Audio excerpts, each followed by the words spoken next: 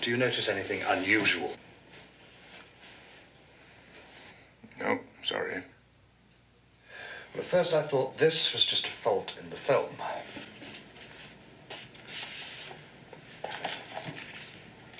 It's a strange coincidence.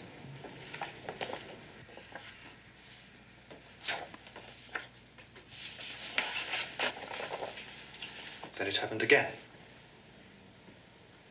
Interesting, don't you think?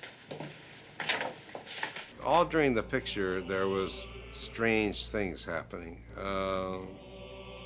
And it was an aura of not being welcomed. I mean, the devil was really, I really sincerely believe that the devil didn't want the picture to be made. If we had been making a comedy, you would have recalled all the funny, great, ridiculous, silly moments that happened in that film.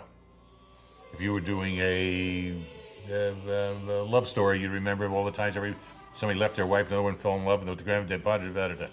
You're doing The Omen, anything that happens on that film. You don't tell about the jokes, you don't tell about the love stories, you don't even think about it, but you think about anything that coincidentally could have been something to do with The Omen. So we had lots of them.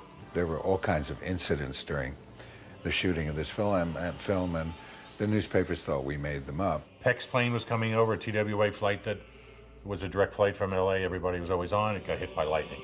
3 days later, David Seltzer was on the same flight. His plane was hit by lightning.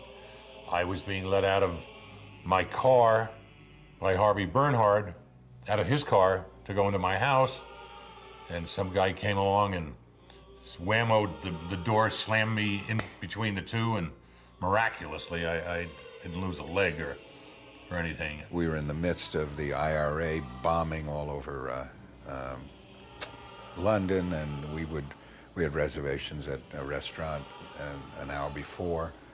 Scott's, it was blown up. The Green Park subway station was blown up as we were walking toward it. We chartered an airplane, a Hawker Siddeley. We had no money. We were going to shoot with it on the ground at this small airport. We got a call from the people and said, listen, we have a full charter that day that if you let us charter out, we'll give you the plane for practically nothing. Well, sure, go ahead and use it. That day they used it.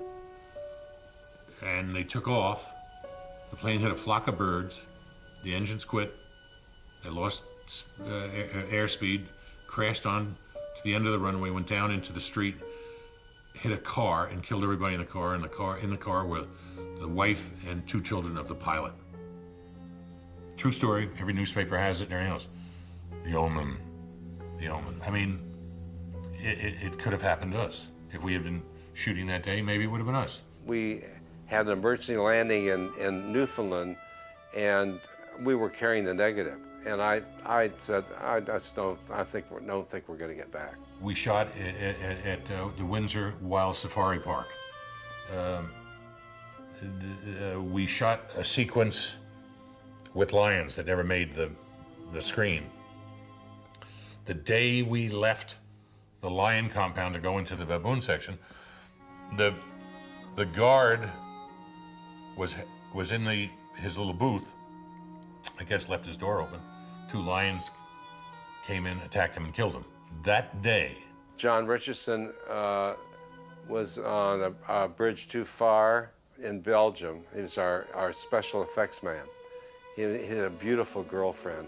He was driving and had a head-on accident and beheaded his girl. And John is the one that he had invented the beheading of our picture. And so his girl was beheaded, and then he woke up and he saw Liège, 6.6 kilometers. That was frightening. We had all these things happen. Are they omens? Because is there something bigger? I say no, it's just incredible coincidence.